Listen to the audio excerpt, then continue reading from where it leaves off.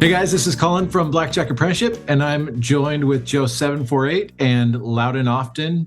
How are you guys doing today? Doing all right. Doing well. Ready to talk books.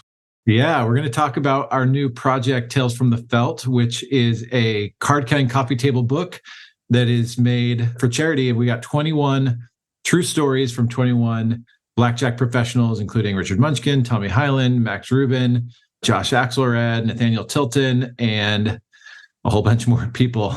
But we wanted to talk a bit about it. And actually, it's going to be Joe748 interviewing us about the process. So this meant zero prep for me, which is nice. So I'll hand it over to you, Joe. All right. First off, I want to say the cover was not my call, that they used my illustration for the cover. Yeah, I pushed for that. I pushed for your story. I mean, it's the most, I think, iconic illustration as far as the setting. And so I was like, no, Joe, I know you don't want to be on the cover, but that's what we have to use. I hope that people make you do that pose so they can take a selfie with you all the time. Okay, so how did this idea evolve from the very, very beginning? How has it changed since the start? Well, if my memory is correct, I was thinking, I don't know, probably like 3 years ago, I started thinking about, it would be really cool to have something when people have been members of Blackjack Apprenticeship for a certain number of years. I don't know where the idea came from. I'm friends with other people that run internet businesses. Maybe one of them are like, oh yeah, well, I send people a gift at this point. I was like, oh, that's a cool idea. And then I started thinking, well, what would be a cool thing if someone's been a member for, say, 5 years? So it started with, I think that merged with the idea of whenever I talk to any of my AP friends, everybody's got great stories. And not everybody has like a book's worth of stories or is going to, sit down and write a book. But you hear one of these stories and it's like, oh, come on, the world needs to hear this story. And so somehow those ideas merged. And I think early on it was the thought of a card-carrying coffee table book. That's what I kept pitching to you guys, like, oh, let's make a card-carrying coffee table book. And that's how it developed. And really, you two are the reason it went from me like thinking about this for 3 years to us actually making it. Story is a big part of what we do. The stories are always amazing. And a lot of what APs do is behind the scenes or by themselves. And so story is a big way that we kind of are able to get information, connect, communicate. And the stories are also wild because we're at odds with these mega corporations on a daily basis. So story is so foundational that it's fun to find a way to get those stories to people for once. Yeah, so you said you wanted a coffee table format. What was the choice for that? Yeah, it's just something really visually enjoyable to look at. I don't really remember. It was just, I had this picture in my head of, a bunch of these. When I hear a story, it could be as small as one of the stories. It was a text message I got. And I was like, oh my gosh, that would be a great short story. But then that merged with something fun to look at, something that you would want to have sitting out. And people would keep sitting out. And at any moment, someone's over at your house, they would thumb through it and be like, whoa, what is this? Or, just read a story or read the whole book and enjoy it. Nice. So at the beginning, David, you got brought onto the team pretty early. What was the 21 authors? Was that from the very start, that choice to have that many authors, or? It just is a right number for what we're doing. Like Colin said, one person's story is a book. We see plenty of those, but it's cool to have like a bunch, like more than a handful of people almost feels like being on a big blackjack team. And it also, with that many authors, you're bound to get stories from all sides of the game and sort of all sorts of experiences. Some are going to be coming from, a little bit of a darker place, or some have these stories of huge triumphs. And with 1, 2, or even 5 or 10, you might not get as much range as you do with 21. So I just felt like it was the right number. Yeah, that's a lot. I mean, one thing that was really cool when I read it for the first time was I knew I've met most of these people.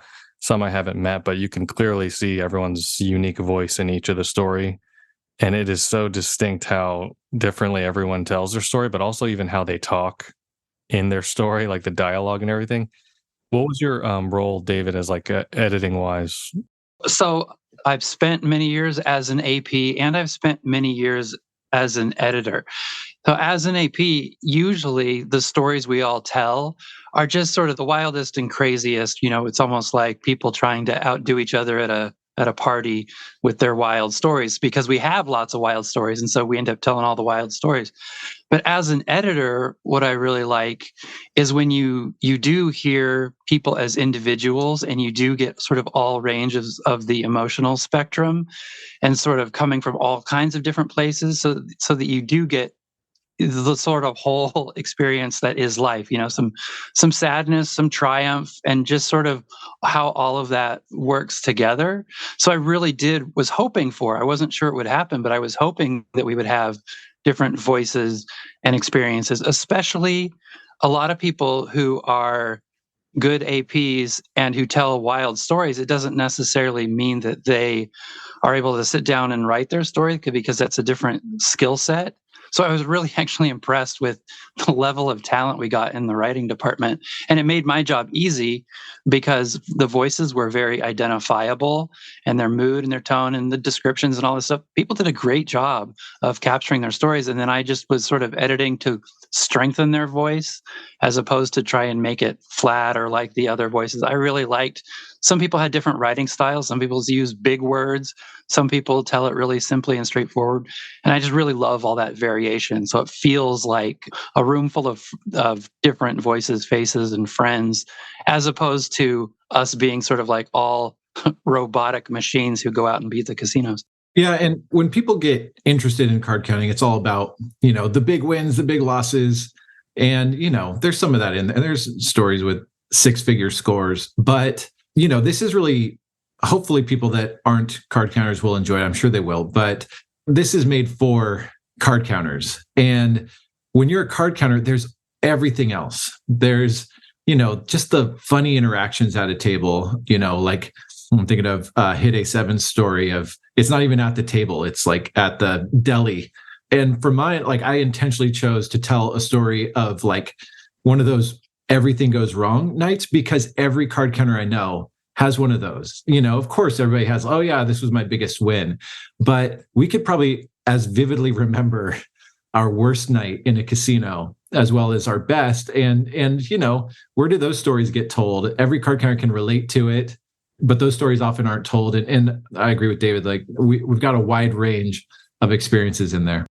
You said too that it's a book for card counters, but I know that before I was ever a card counter, I would have loved to see something like this, because when I read something like Bringing Down the House, or see a movie like 21, or even something that's more accurate to the day-to-day experience, it's still sort of one vein of thinking, and you never can quite trust one line of thinking.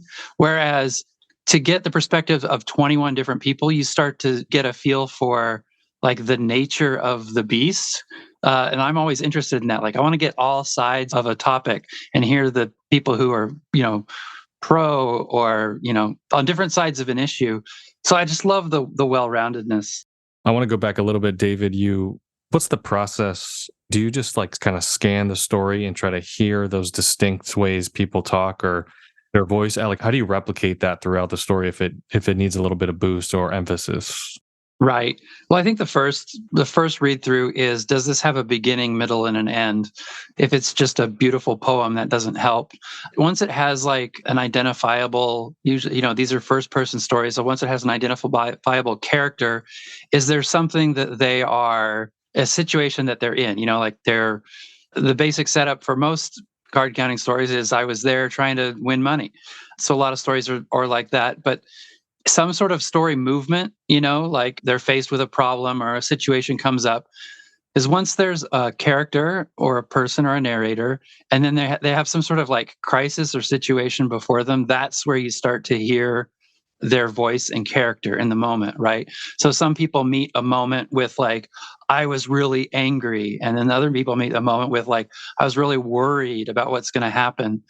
And you just get the little sort of like fingerprint of that person, the way they play the game, who they are, how they meet a crisis. And so those, just the word choices that they make, it starts to color and bring out who they are.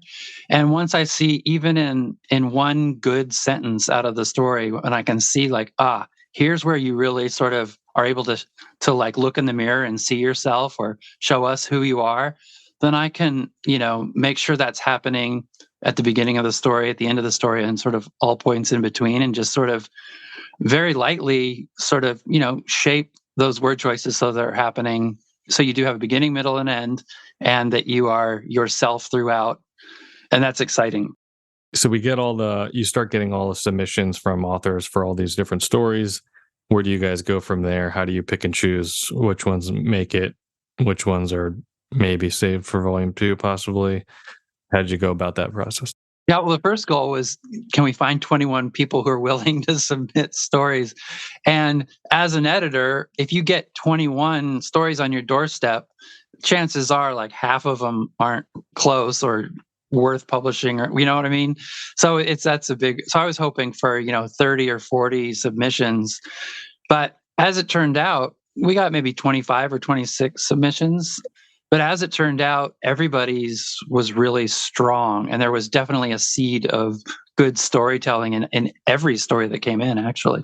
And some of it was just timing. Some people, the stories came in too late. We'd already done illustrations, and there was, we really wanted to get this book out in time for Christmas as a created deadline, but also thought it made sense. And so if a story came in too late, we couldn't rework it. It would have just changed our entire timeline. Yeah. I don't want to speak too soon, but I don't think I've seen anything. I mean, it's a grand statement. I don't think I've seen anything like this book anywhere as far as a illustrated anthology that is short story and adult. I've seen, anthologies, children's books that are illustrated, things like that. But I don't think, I scoured the largest bookstore in the country and I didn't see anything similar to that. I mean, have you seen anything like this? I haven't. I mean, already books that are related to AP World and card counting are very few and far between, and generally are either one person's story or at sort of an instructional, like how to beat the game and that kind of thing. So already just having a collection of stories is unique. And having a collection of stories that sort of runs these different channels and feelings and stuff, that's, I think, a separate strength. And then the fact that it's illustrated is wild to me. So I think on several different levels, it's already pretty dang unique. And you put those together, and I can't compare anything to it.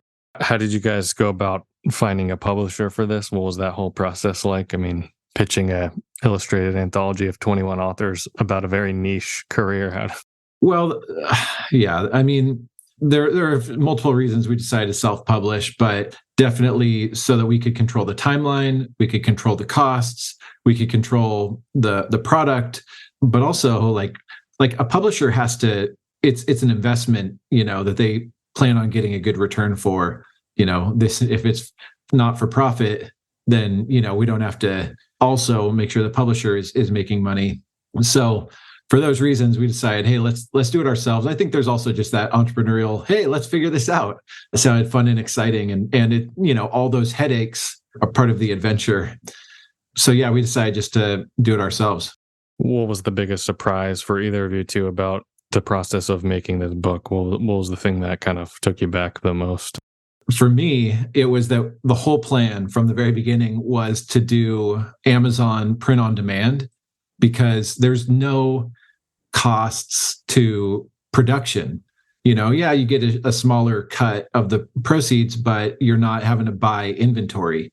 And we researched there's another option, which it would have been buying inventory, but it still would have been pretty affordable.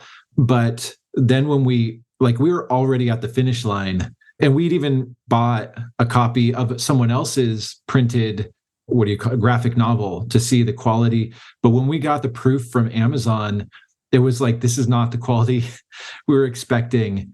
It was this mix of disappointment and panic like disappointment. Like we've had this vision for me for like 3 years of creating this thing.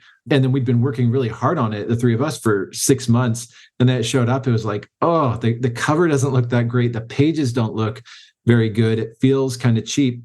There were things like that printed wrong, or the book was already looking worn, even though it was brand new.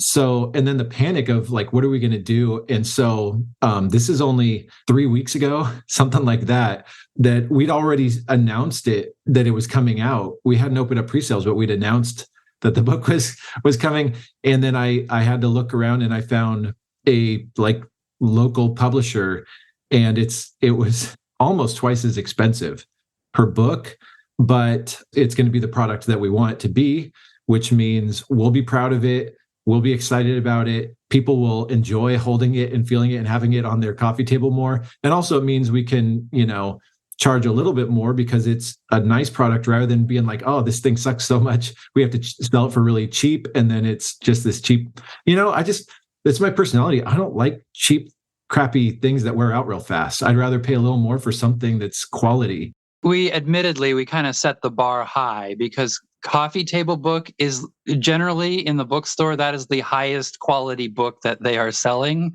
And often coffee table books are like $100 or $200 because of all the work that goes into making them something that you pick up at and looks beautiful and is presentable to anybody who comes through your house. And also because I think we're doing something that this is sort of a collector's item kind of quality. So we already set the bar really high when we were going into the project, for sure.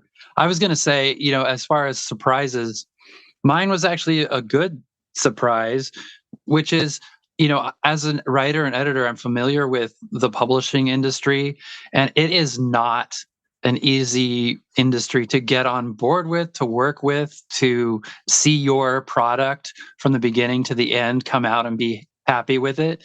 I think every author I know has gone with sort of like tunnel vision of like, oh, what it's going to look like the day I publish a book. And then when that day comes, it's like, oh, I had no idea how impossible or how much hard work or, and just like it didn't meet their level of expectation. And so I think going into this, I'm always sort of hopeful and optimistic and like, yeah, let's do this. I'm glad we have a team and we're like, let's go. But at the same time, I knew like, oh man, they're probably not only all the hurdles I know of, but probably a lot of hurdles that I don't even know of yet that are going to come along. So the fact that we started 6 months ago and by Christmas have a book out that looks beautiful and it sort of accomplishes everything we had wanted is really exciting. So it was more of an exciting surprise. How do you think this book would have turned out differently if it was in the hands of another company? Well, first in the pitching phase, I think everybody would have said no, because we've chosen a particular audience and publishers already are looking at their bottom line. They don't want to put out things that aren't going to make them money. So I think they would have looked at our target audience and said, oh no, we need to grow your target audience. How can you make this more for like grandmas and, students and all these other categories that they're selling books to? But then assuming you find a publisher, then you're talking about a 2-year window of like, collecting submissions, figuring out who your editors are, figuring out who your illustration stuff is. And you've got a lot more people. The beast is, hundreds of people all along the way, all the freelancers, all the people working at the publishing company, everybody else. And so there's this huge long timeline, which drives the price way up. So you're never really going to make a penny. You authors make money on this sort of what the publisher fronts, and the publisher usually doesn't make that back. So, authors kind of end up getting left high and dry, or they publish a book for no money on the hope that it will sell. And then publishers don't do, at this point, any marketing in the same way that they used to. They really lean heavily on authors to have platforms and do their own marketing. So it's just a big industry where their margins are so narrow that there are many reasons for them to say no all along the way. And there are many reasons for them to sort of sublimate your choice and style ideas all along the way. So it would never have been, I don't think it would ever have been made by a publisher, which is why I think we were smart to just go our own way. I did talk to Anthony Curtis about the book. I asked if he would write a story, and he wanted to. He didn't have time with our timeline, but the reason we didn't even try to do that was part of it was like, this might not be a project that makes it. Like I said, a publisher has to be a good investment, and I think we'll get to the point where it was worth doing, but it's not like it's a unique thing that we made that a lot of publishers would probably say, yeah, not. I mean, I would think most publishers would say no, not interested. And then what the end result would have to be, and they'd say, well, we need all the crazy stories, and we're trying to have the interesting stories. So anyway. Yeah, it sounds similar to the, film industry right now, where it's like they're only choosing the reboots, only choosing the Marvels and the this and that to pour a lot of money into and to promote and to really focus on, because they know it's going to make money, and all the indie gems are like not being surfaced as much. Yeah. So what's next? Like, if you were to do this again, what would you guys do differently? I mean, a little bit more time, give ourselves a little bit more time. I couldn't be happier with the stories we got. Like, if I forget to say it later, I just want to say a huge shout out to everybody that submitted a story, from Richard Munchkin. When I first told him the idea, or I pitched the idea, he said, I think it's a great idea and I'll do whatever I can to help. Like, I was, floored by that. Tommy Hyland was like, yeah, I'll write a story. And it was great. And that Max Rubin wrote a story on a tight timeline, going through some health issues, all the way to, some of my favorite authors, Blackjack authors and friends. So couldn't be happier with the stories, but I give us more time. And, I think that we now know some of the things that cost the most and could research it earlier. And, right now there's still issues with COVID and timelines for products. So like getting it manufactured overseas, it could put it off 6 months. So those are the things that I'm thinking of. It's also tough, like, to be honest, it's tough, like, because it's not for profit. Even doing this podcast, like, this could be a podcast promoting Blackjack Apprenticeship and memberships and things that make us money.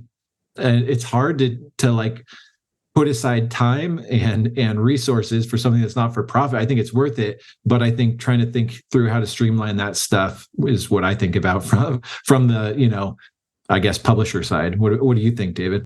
I think, the only things I would do differently would be based on what we accomplished. It would be fun to sort of, now that we've seen what one illustrator's take is on these stories in our game, it'd be fun to see what different illustrators' takes would be. It would be fun to create a sort of arc or narrative that's a little more thought out. We were just sort of, okay, here's our 21 stories. Now, how do we arrange them? Is this still, do we have an origin story here? Okay, we do, luckily. Do we have a big win story? Okay, check that box. Do we have an interaction with, we wanted to sort of be able to paint sort of all sides of the card counter and AP experience. And we got really lucky doing that. It would be fun to sort of more decidedly do that, have more time, more sort of creative energy around the planning of how this is going to come out. We just got really lucky at every step. It would also be fun, now that we've done this and proven whatever we've proved by doing this, to pull somebody in who has maybe a little bit of publishing or marketing know-how and could say, okay, you did great, but we could level up a little in some way. That would be fun. Yeah, something I noticed during the making of this book, David, was how much thought was put into the order of the stories that are in the book that I didn't really think of ahead of time, because I've never been a part of this process. But like, yeah, you guys really put a lot of time into figuring out the flow of the stories and how it's gonna, like, how do you pick and choose which ones to place first, second, third, and 21st? Yeah. I mean, it's just like writing any story or putting together any movie. You want people to enter with a fresh slate. They don't know, a reader picks up a book and turns to page 1 and they're a blank slate. So you don't want to start them off with like the heaviest, saddest, weirdest story. You want to give them a fresh intro, like, the door is opening. Do you want to walk through it? Kind of a feeling for your first story or two. You want an origin story early on for those people who are like, wow, I didn't know what it's like to stumble upon this career. It's cool to hear a story of somebody who stumbled upon this career and how that happened.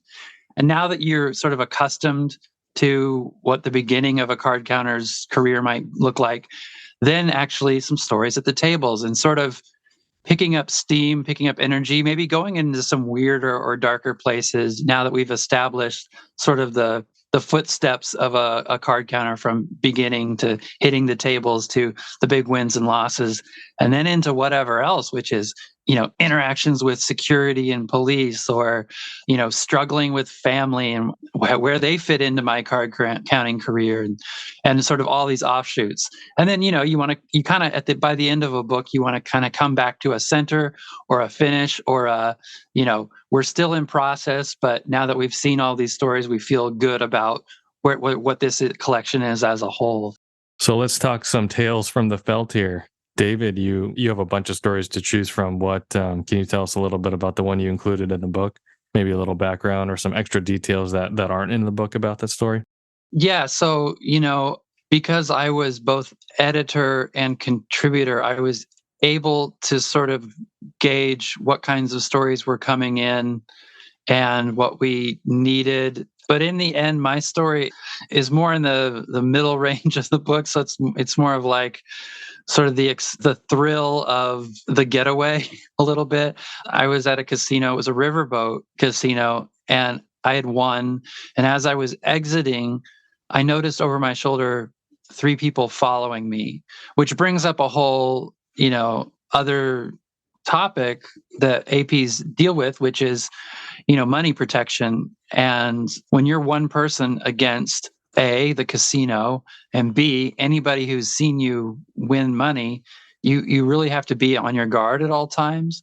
So this was a moment where I saw people sort of increasing their pace following me after I had had a big win. So, and they were just dressed in street clothes. And so I'm sort of walking faster and they're sort of walking faster, and there's only one way to exit the casino because it's a riverboat.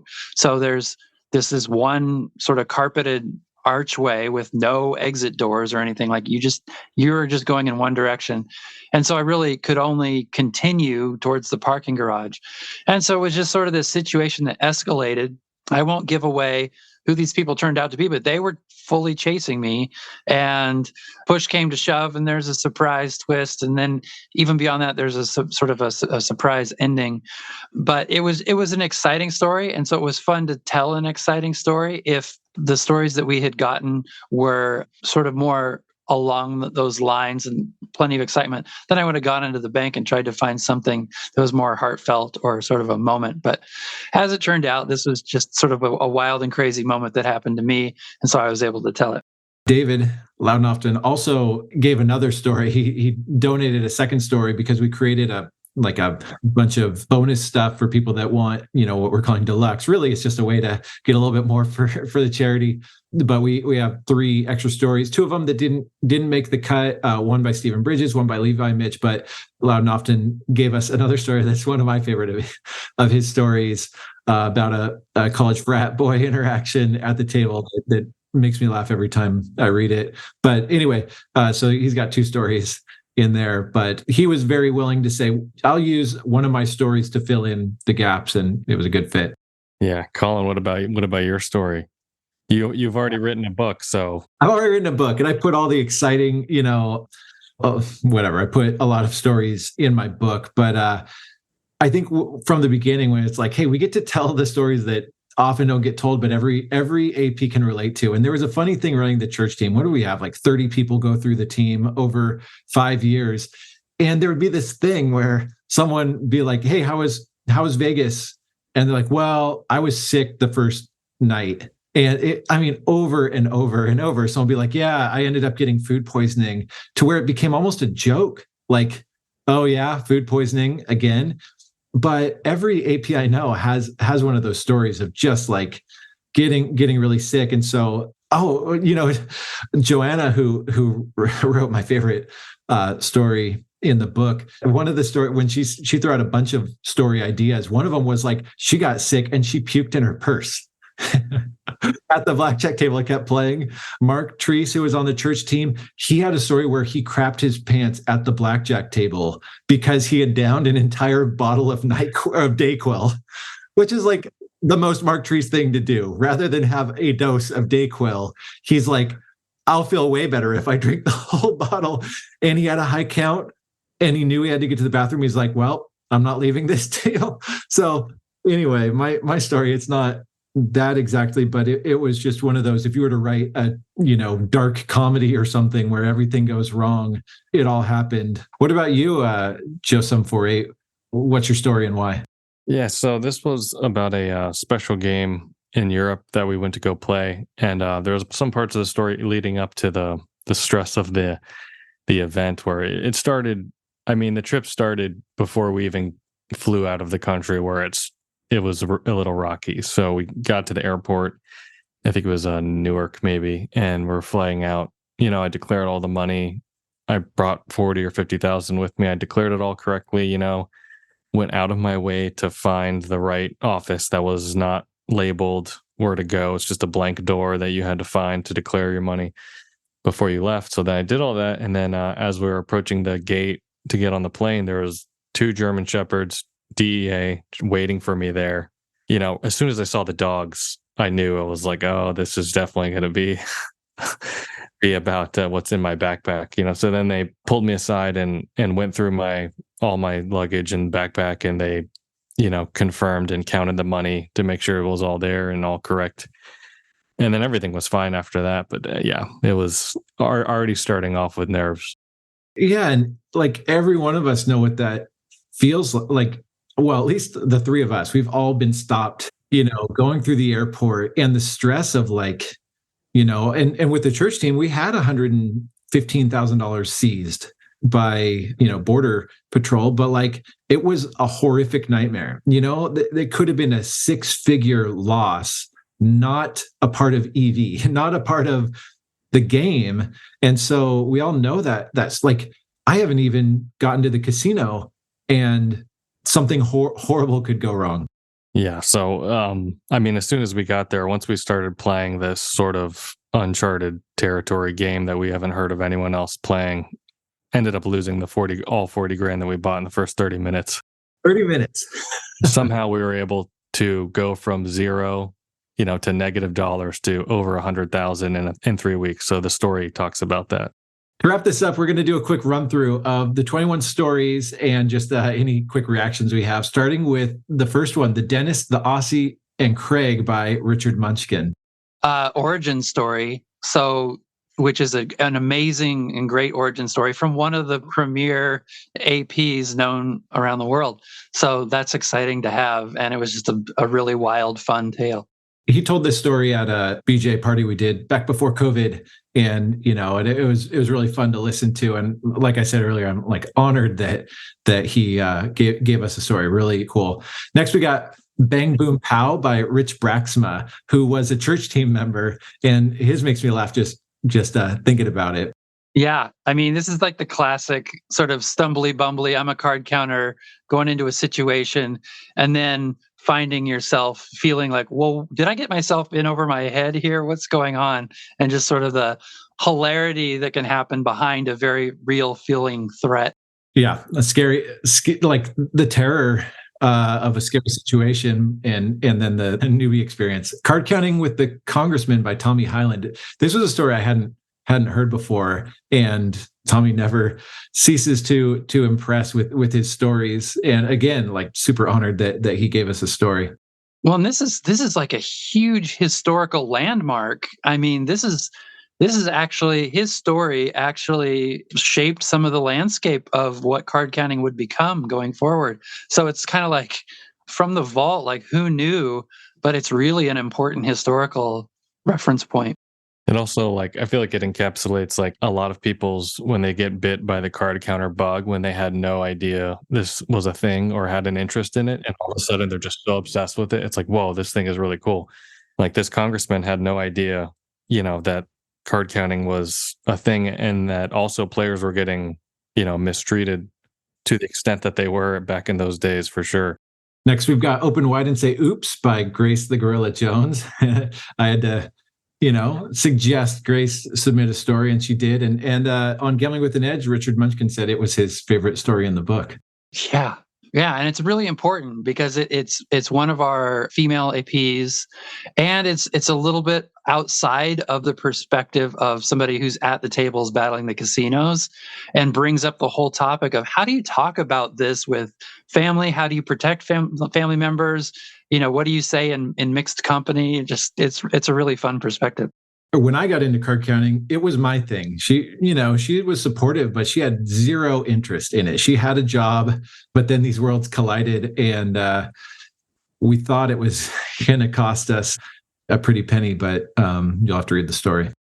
Her story reminds me of how small like the gambling world is, and how I always think about who I'm talking to, and are they going to know these people or these people? I was at a casino in the same state, and the manager followed me out to the car, and he was angry about me playing there and he told me how he felt like he was, being deceived and he was duped by me, and he took it really personally. And then he started to threaten me. He was like, maybe I'll have some of my native cousins come follow you to your hotel. And he followed me all the way out to my car, and I tried to defuse the situation anyway. So I drive 30 minutes away to my hotel that I was staying at, and I was just pretty freaked out, and I was asking the front desk manager, this was late at night, I was like, so do you guys have security in the parking lot here? How secure is this place? And I kind of told her a little bit of the story, and then she was like, oh, that guy's my uncle. No way. Yeah. Oh my gosh. Did you stay there? I thought about leaving. I didn't leave though. I stayed. Yeah. Oh my gosh. Yeah.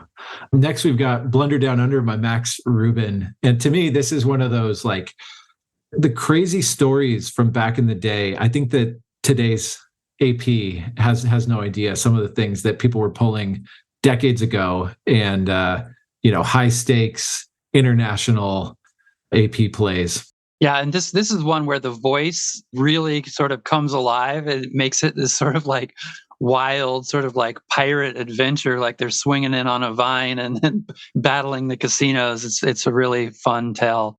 Next, we got The Pepperoni Pineapple Samaritan by Hit A7. And this was the one that it was a text message that I saw, and I was like, oh my gosh, like he's got to tell this in 1,000 words. And he didn't disappoint. Yeah, that's sometimes these sort of anecdotes of, this weird thing happened, and it's like a sentence story. It's like, if you stop and look at it, there's a lot going on, especially with just sort of the conundrums we find ourselves in as, APs with a bunch of cash in public settings. Then we got Mixed Martial and Me by SD1.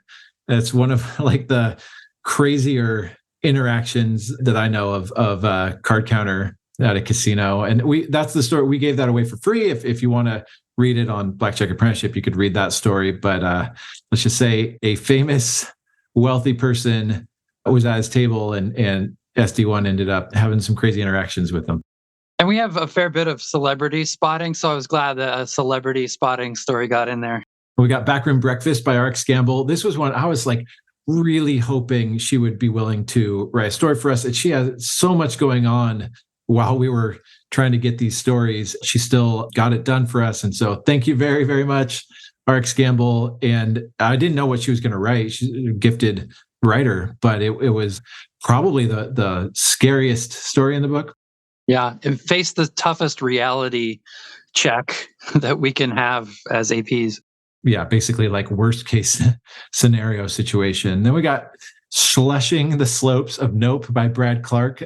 So Brad Clark, BC Kinetic, he was our original forum moderator, but he was also on the church team before that, multiple six-figure winning card counter for the church team. And this is I think our only crazy comp story, but he ends up spending the day with the casino owner's son. Is that right? Yeah. The son of the casino owner. He ends up spending a comp day with him, followed by The Mansplainer by Sassy Red. Yeah, another female AP, and especially a very female AP centric story, which was much needed because that experience is unique in the casino. It's an extra layer that some people have to deal with in coming to the tables, and to us who the local gamblers, local ploppies, some say, and dealing with them can rise to another level if you're a woman AP. And then Emotional Bankroll by Stan Podolak. Yeah. So speaking of Stan, so I got a text from Stan last night. He sent me a picture. So in his illustration for his story, it's sort of a landscape of the casino that he was playing at and that he had a really big score at, tiny place. We didn't use the same, casino that he actually played at because we didn't want to blow up his spot, of course. So we just chose a random small casino to kind of draw an illustration of that looks similar. So he sends me a photo, and it's the actual real life casino that we drew a picture of that he just happened to be at. He must have been driving through. So he went in there just for entertainment, I guess, because I don't even think they have table games, but he showed them, the story and the illustration and the picture, and they just thought it was the coolest thing ever to have like this professional book and have an illustration of their casino, So they said they were going to buy a couple copies. Oh, that's so cool. They can buy as many copies as they want. And then we got Dude, Where's My Car by Rymo. This is the sort of the classic, like, what have I lost or misplaced? What has the casino taken from me? Just sort of the mixed up adventure, starting with where did I park my car? And then it gets more nefarious, like, oh, maybe because the casino just trespassed me, maybe they have something to do with my missing car. So next we got The Seven Tonys by Joanna Henderson. This is my favorite story in the book. We're going to do a short interview with her about her story, but it's one of, like, as I've shown it to people, they're like, did she make this up? But nope. This is the one that would get optioned for a movie. It's just a wild tale. Yeah, seriously. This was also the story that was one of the hardest to pick an illustration, not because it was hard to come up with something, because there's so many good visual elements in her story. We could have done 4 or 5 different drawings and they all would have competed well against each other. Next, we've got Turning Green at Redwind by myself, and I already talked about that a bit, followed by BC by Josh Axelrad. This was another, like, I was just like crossing my fingers that he would make the time to tell a story, because he has great stories and he's just such a talented storyteller, and he didn't disappoint. It involves a large score, but like, all the emotions and the struggle wrapped in it, the away from the table stuff, and then the life on the road stuff all wrapped in. It's great for mood. It's like the way you can feel the rain and the, like, sort of you can smell the inside of these motel rooms that he's staying in. And it's just well written, good voice.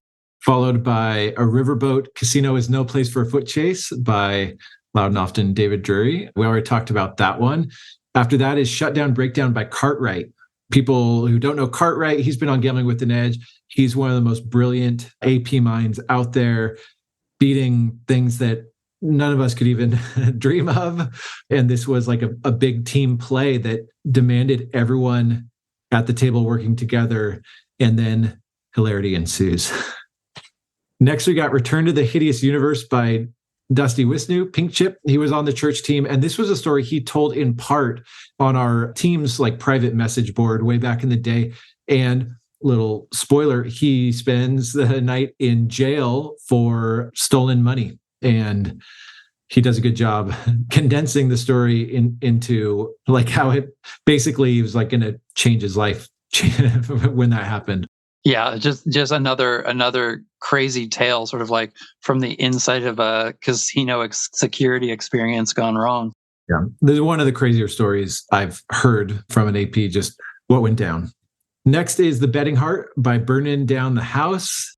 Yeah, this one is sort of the emotional center of the book. It's just beautiful, and it really connects to the charity that we are working to sort of help out, in that he's dealing with the fact that his father was a problem gambler. And so how does he weigh that against this career inside the casino? And it comes to play, and it's sort of like you never guess it, never see it coming sort of a way. And so it's really beautiful the way that he allows sort of the heaviness and those kinds of topics to play in the story. After that, we've got Mob Pastries by Joe748, which we already touched on. And then finishing it off is Beach Reads by Nathaniel Tilton, author of The Blackjack Life. And that was also like, wow, thank you for writing a story. And it was a kind of the perfect end. Yeah.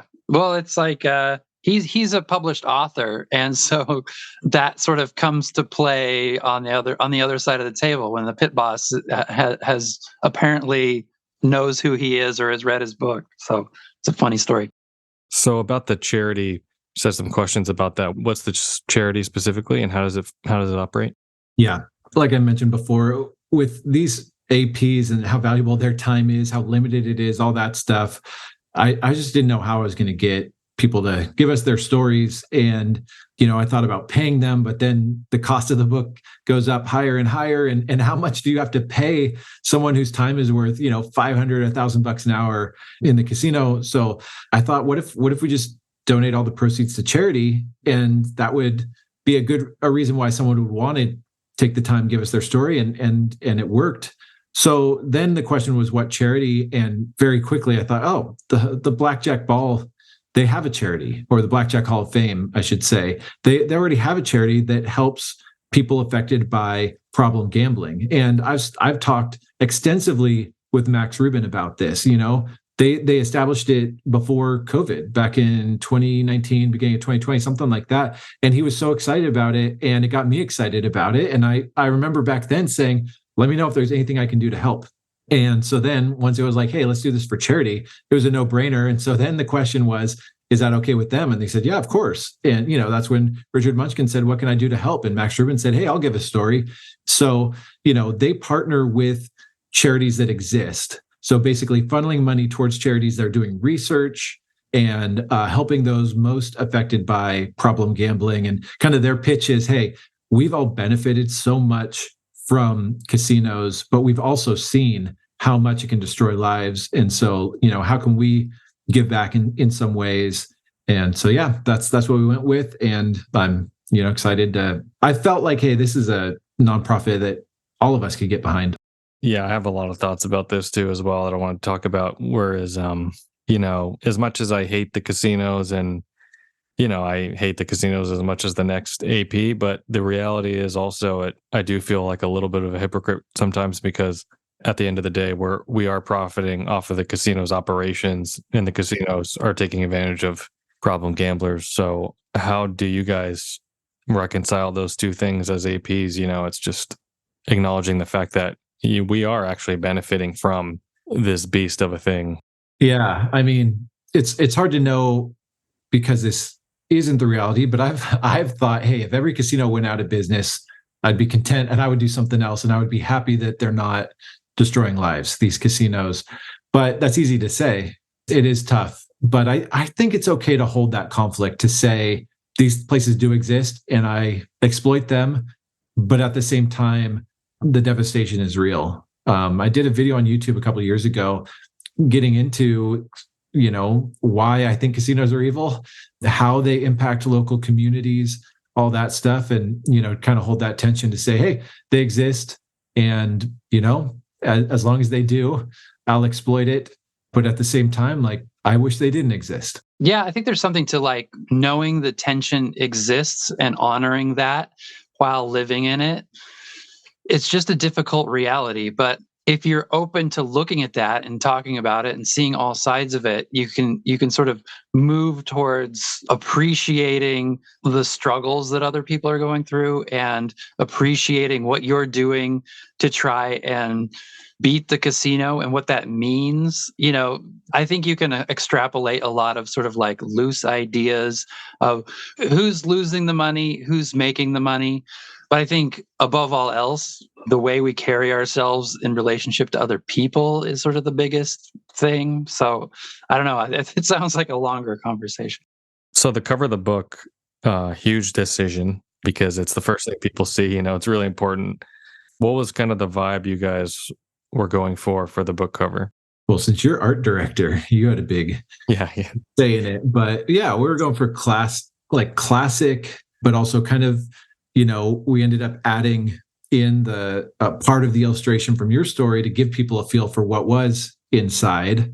We want to tell the story. There's actually some kind of Easter eggs on the book cover if people look close enough. That was kind of a fun thing to think through. How do we add these, tell this story just on the cover? Yeah, the thought with a cover is you want to both represent what the book is, make it appealing. But it's almost like if the door is cracked, like what's inside? What's going on in here? And you want it to be sort of an invitation in. So I just think that we had to choose the illustration that did best for that. And so that's how we came to deciding the illustration. Is it really did feel like, okay, this is clearly a book about Blackjack. It matches with the title, Tales from the Felt, and it's sort of beckoning an answer to the question, like what's going on in this photo? What's inside this book? What sort of stories are in here? So it just sort of, it was fun to have it all come together over a series of meetings and figuring it out. So where do we buy this book? Yeah, right now we're selling it exclusively on Blackjack Apprenticeship, and that's so that we can maximize the proceeds for the nonprofit. I don't know if we'll ever sell it anywhere else. Hey, if Anthony Chris is willing to sell it through Las Vegas Advisor, I'd be honored. Probably the Gambling General Bookstore at some point. Maybe they'll want a few copies. But right now it's just through Blackjack Apprenticeship, store.blackjackapprenticeship.com or blackjackapprenticeship.com/Tales from the Felt. Yep, that's where you can get it. And there's the book's $40. Or if you want the deluxe with all the bonuses, it's $50. And again, like if that sounds expensive, this is really, it's to cover the expenses of the book and make a profit for charity. And I mean, I don't think people will be disappointed with the product. You know, I would never sell myself, but that hot dog story is worth $10. I was actually thinking that earlier too, when you mentioned the bonus stories. When I'm thinking about that story, I love that story. And yeah, I had the same thought. I was like, yeah, I would pay an extra $10 for this and some other thing. Yeah, so we got the bonus stories from the hot dog story from Loudon Ofton. We've got a security interaction with Stephen Bridges, magician, the vlogger, and Levi Mitch has a crazy cash scary story. And then we have a video. It's 18, I believe, back-off stories told by half a dozen pros. So we did this at a boot camp a couple of years ago, and we hadn't used it. And so I said, hey, can we use this as one of the bonuses? And so a bunch of people are telling their favorite back-off stories. And then we're also giving a really high quality print of one of the stories for people that buy the deluxe. So this is something that people could put up on their wall or whatever they want to do with. And it's going to be basically an art print of one of the stories. So for an extra $10, you get the stories, the back off stories, the print. And next we're going to have Joe748 talking with the illustrator about that part of the book process. All right, so we're here with Scott Samples, the illustrator from Tales of the Felt. He's also dog whisperer, educator, philanthropist.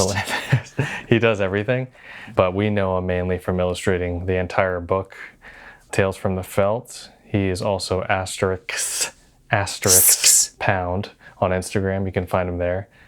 The very first thing I saw of Scott's work was actually at a coffee shop. And right when you walk into my favorite coffee shop, there is this poster that's a mermaid with a big kind of like X symbol, like a no symbol stamped on it to combat the rise of Starbucks all around us. And I love that picture. I didn't know it was him who did that photo until way later. But as the art director, I looked through hundreds of profiles, hundreds of like portfolios. I was the best. He was the best. I mean, kind of, because it just nothing fit the mood of what we were going for from all the portfolios I've seen. So tell us a little bit about your art journey. It was a mystical, magical journey, which led me here. I probably was chosen maybe at like 8 or 9 years old by the gods to be a legendary artist. And I remember it very distinctly because I had to kneel down and I was sort of christened. There was a whole ceremony. And I'm just living in that truth now, just of being like my true kingship. Yeah, I think one of Scott's greatest qualities is he's very humble. And so that really helped out the whole process of collaborating together. Joe is a very fickle art critic. And the worst part of drawing this is our personality conflict. We fought, I mean, it only became physical a couple times, but I think the scars we carry, both literal and emotional, made us better people. Actually, you were not that difficult to work with. I've worked with much more difficult artists in the past. So I thought it was very easy, but what was your experience like? Because Scott didn't have any background in like gambling or blackjack or card counting or anything like that. So you probably have never played blackjack or even been in a casino, perhaps? No, I went to Vegas like one time. I didn't even gamble. I remember thinking it was interesting that there was like a slot machine in the Vegas airport. And I was like, oh, maybe I'll play it. Oh, I don't get how it works. Never mind. So to rewind just a little bit, so I looked at his Instagram and everything and his art, and I was just like, man, this style is like really kind of what we're going for. So we approached Scott to, I think we just started off with one picture, one story, just to see how it went, and it turned out really, really well. And that ended up being the cover image. So for some reason, it's your face. It's weird how your face ended up on the cover. Like That's I just said, weird. Like, how did that? It just randomly happened. like I said, it wasn't my call that my story was on the cover. All right. Even though I was the art director, it was still wasn't my call. Just so everyone knows. Yeah. Interesting. Yeah. But he really nailed the first picture, and it was actually kind of scary how similar it looked to the real scene that I was talking about in my story. So I was still thinking about that, where it's just all these images are scarily accurate sometimes, even though he's never seen these people or been in the environment. Yeah, I mean, I'll chalk it up to like just Google's AI. Because I've never been to any of these places, I had to like do a bunch of Google image searches to see what it looks like. I didn't have the gas money to drive to all these different locations, I suppose. It would have been cool. I would love to have seen those places and take pictures there for references, but we just relied on a lot of photo references and in some cases like actual photos from where it was happening and where these people were. But that part was interesting, I suppose. So once we started working together, so our process was just sort of, we would read the story together, both of us. And then at the end of reading each story, we would kind of try to come up with different images. Sometimes some stories were easier than others. Some were really hard to come up with, because you read the story, and Loudon talks about this, where it's just like you read a story and the first instinct is to just like come up with the literal imagery of what is read. And if we did that, it would just be everyone sitting at a blackjack table, and that's not something we wanted to do. So we're trying to find bits and pieces within the story that could be illustrated in a unique way. Like Hit A7 story about, it's like a charitable pizza. It's like, how do you make that look interesting? Because the story is actually like Hit A7 is in line to order a pizza. Like that's like literally what's happening. So to draw that would probably be pretty boring. So that one I would leave it up to Scott to try to think of some, like that picture in particular. How did that come together? Well, I'm barely literate, so I had to read the stories and just try to close my eyes and think of like what pops in my head at the end of the story. What's a symbol? What's a scene? What's something that we haven't already done in terms of like the setting, the image, the emotion. And what we were left with was pineapple pizza. And, I did a bunch of sketches. Joe and I looked at a few sketches. This was just one of them that made it. And I took the idea and I just try to grind it as hard as I can and get the most out of it. But I think in retrospect, I'd push myself, if I were to do it again, harder and grind even harder, putting more detail and just where's Waldoing like every single image. But I like this one. It's all right. And I feel like, I don't know, it's kind of a balance to, like, we didn't want to go way too abstract with this style, but also didn't want it to be boring. But I think at times probably you would have preferred it to be like a little bit more loose. Yeah, it's a lot of it's really direct. I tend to prefer something like a more like pattern based or like surreal. All of these, when I look at them, I mean, except for the Highland piece, which is kind of, it's like an advertisement rather than, or like a t-shirt design rather than like an illustrated scene. Actually, I think that one was really fun for me. It kind of just boils down to things I like to do versus, what I'm being asked for by the client. Where's your style influence coming from in general? I guess, I love figure drawing, but like, I guess my aesthetic, my vibe is like metal album covers recently. This is just something like an aesthetic I've just been kind of craving, or like when I see other people wearing like a cool metal shirt, I kind of am salivating over that. So if you look on my Instagram, that's like the dumb stuff and a lot of it has kind of a symmetry to it or something. But that's not this isn't like a album cover brochure or book. This is about a specific thing. So I kind of have to find a way. The way I integrated something like my own style and something I liked was just by using a lot of dark blacks, contrasts. Yeah, like the color is really like in all of your work. It's pretty, I don't even know how to describe it. It's really punchy in a way that's sort of bold. Like this, you guys can't see it, but it kind of looks like a little bit like street art as well. Like, I kind of don't know what I'm doing with color. I've tried to like look up palettes online and to follow somebody's like pre-made palette to create a piece using like very limited colors, because it's like sort of screen print art, which I've been doing screen printing recently. It's just like a few different colors layered on top of each other and spaced out. There's no blending at all. It's sort of a graphic style. So I'm just randomly choosing colors that like look okay to me, and other times somebody like a more color oriented person, a painter or something, if they were to choose my palette for me, it might look completely different, you know? yeah. So looking through the book, I mean, which one of those, like, few of those drawings do you think you had the most fun working on, and which were the least fun? Grace, the piece with the security guard, was my most favorite.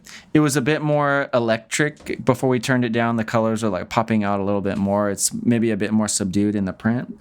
That was my favorite just because it was like dark and kind of disgusting, like this guy sitting there languishing in his chair. You know, he should be watching the screens, but he isn't. Like, I found a way to make it a little bit like some more spooky and like sci-fi than it maybe was in person or in real life. Yeah, Grace Jones's story, there's a surveillance agent in his, small, dark room, and he's supposed to be watching all the screens. In the meantime, Colin and his team are taking over $500,000 at this place. And this is just sort of the visual of what we imagined was going on in that surveillance room. It's a really it kind of looks like a submarine ship sort of control center or something. Like it has like a lot of red, dark light to it. And the surveillance agent is just asleep in his chair. What's another one that you liked doing? Tilton's was really fun as well.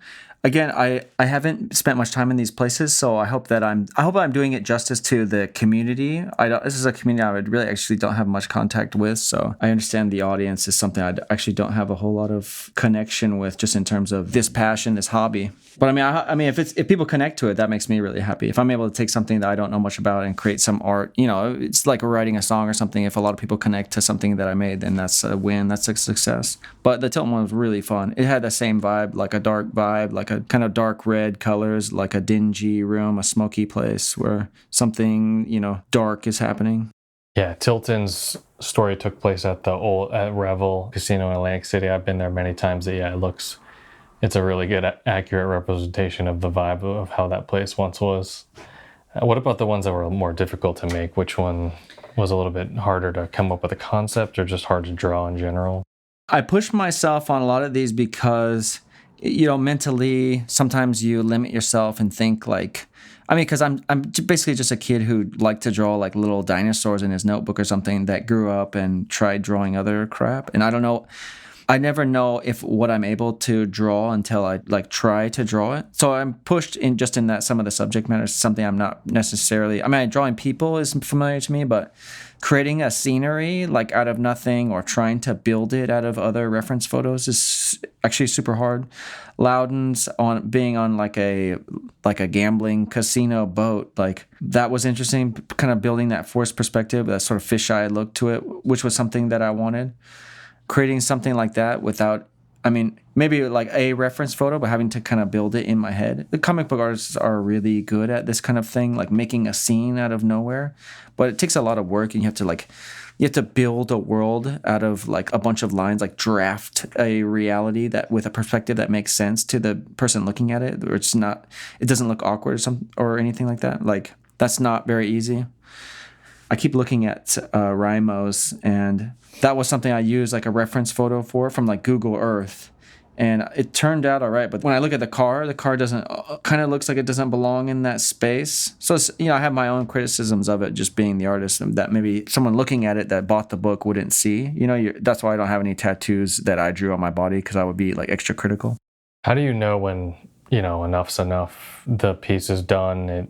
There's nothing more you can really add to it, or when's the point where it's just like, okay, I'm just adding more work here without extra value, where you're just tinkering and tinkering? Like, I'm not obsessive like that. I like a sumi painter or something like that, where I'll try to whip something out expressively and then just leave it there and not think about it anymore. Having to actually work on a piece and finish it and make it feel finished is also something that is not really my thing.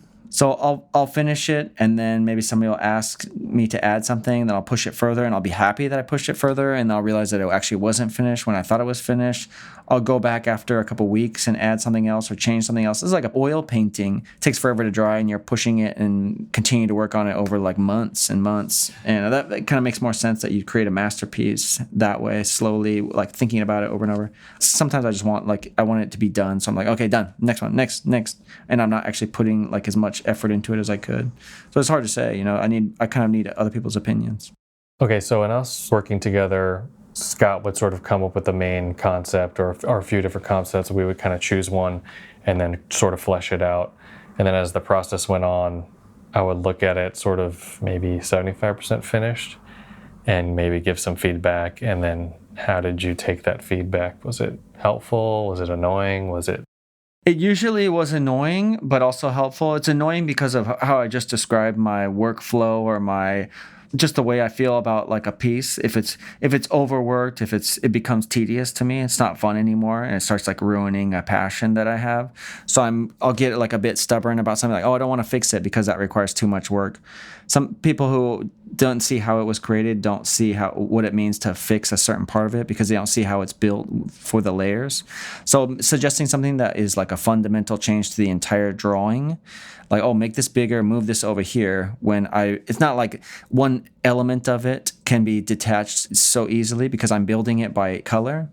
So if something like a big change like that was required, then I would probably be a bit...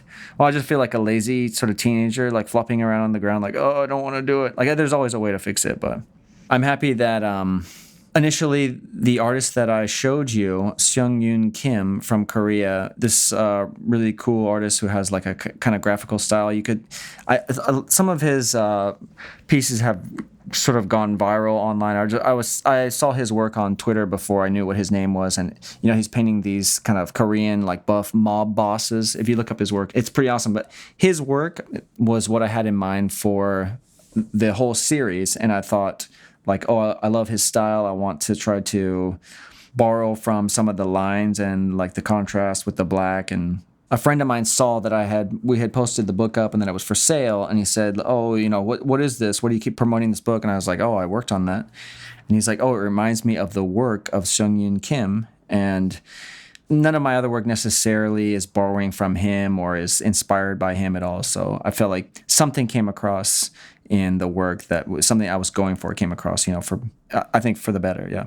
Nice. Yeah. After being away from it for a while and looking at it right now together, I'm picking up on these details in some of the drawings that I noticed that I really like just random shades and lighting, little stuff hidden. If you guys, when you get the book, you'll see there's just a lot of hidden details in there that show a lot of character.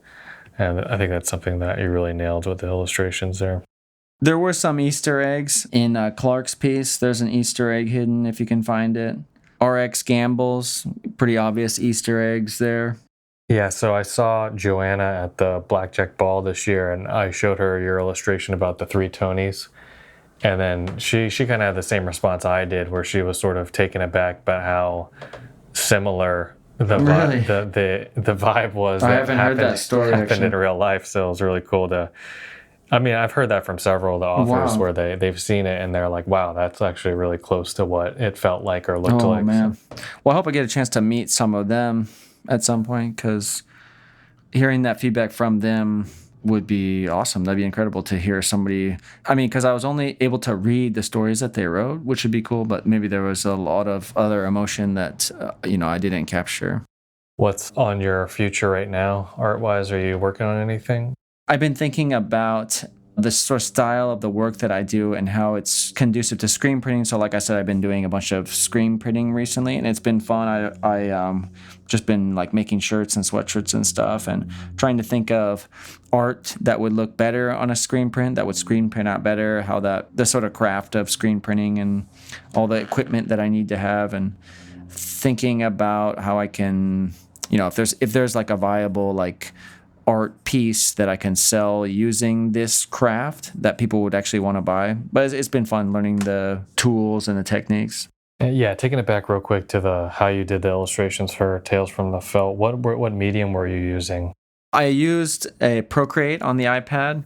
A friend of mine in Taiwan was using it, and I started seeing it pop up more online, like tutorials and things like that. And it became, it's like $10 for the iPad. It's basically like an industry standard. Maybe not at this point anymore. I'm not really in the industry, but the new iPad that I got was really powerful as well. And I was able to, stack up 40 or 50 layers. And that's like pretty modest for a lot of people, actually. So you're using the iPad Pro, Procreate, and like what kind of drawing tool do you have? Yeah, and the Apple Pen. Do you like the Apple Pen versus the other ones that are available, or is it just? I've used Wacom's, like an Intuos. I've never used like the Cintiq or whatever. I've tried it out. I've used other like crappy off brands like Huion, and I prefer drawing on a screen and seeing the line created by the pen that I'm drawing rather than having to translate that motion to a screen in a different place, like drawing on a pad and having it translate onto a screen that's in front of you, vertical. You have to kind of just learn how to do both, like how not to rest your hand on a screen of an iPad to make a mark on it, or how to use one of these like Wacom like bamboo pads or whatever. It's a skill to learn both of them, and you can learn both of them and probably do either one like very well professionally, but this is just something I prefer after trying it. Well, cool. Thanks, Scott, for sitting down with us. This is Scott Samples, *pound on Instagram. You can find him there.